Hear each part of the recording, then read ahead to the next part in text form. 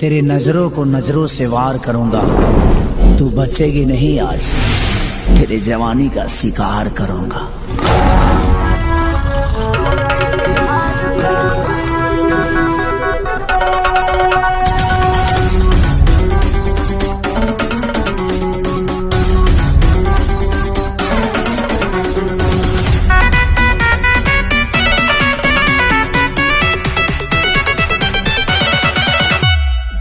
मेरी नजर से जो नजरें मिलाएगा, बिना फायर किए घायल हो जाएगा। समझा?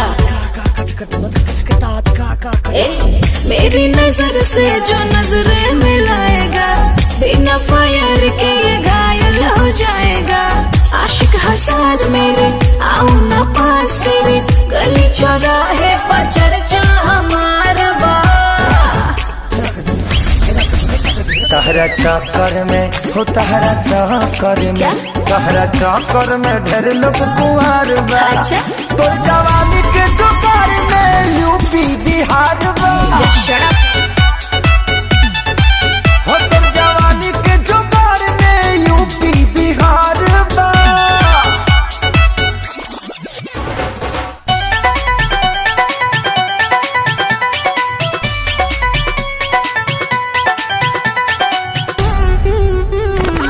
नखरे पे मेरे नालंदा दीवाना, मुश्किल है बाबू मुझको तो पाना। क्या समझे?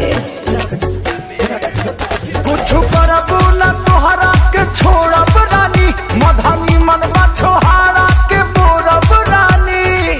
बच नहीं पाओगे बात जो बढ़ाओगे, हर सिटी में हमारा सरकार बा। तहरा चक्कर में क्या? हो, तहरा चक्कर अच्छा। में, तहरा चक्कर में ढेर लोग कुंवर बा। तो जवानी के जुगार में यूपी बिहार बा। तारा ज्यादा पता बा। हो तो जवानी के जुगार में यूपी बिहार बा। सारा न्यूज तोरे लगे बगा।